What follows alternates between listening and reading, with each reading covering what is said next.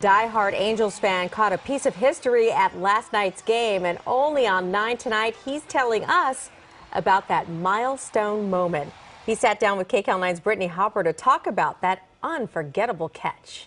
The 1-2, breaking ball out toward left field, hugging the line. This one's got a chance to go. Over the wall and into the crowd, and what a catch! Number 600!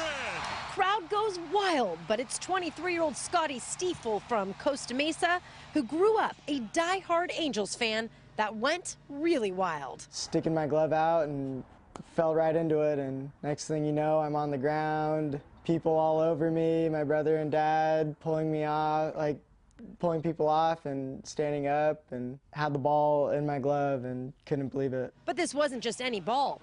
It was the bottom of the fourth. Albert Pujols hit his 600th career home run, and it was a grand slam. It's unreal. It was an honor to just be a part of history. Because this was history in the making, the ball was worth 6 figures. Yeah, so I've been told.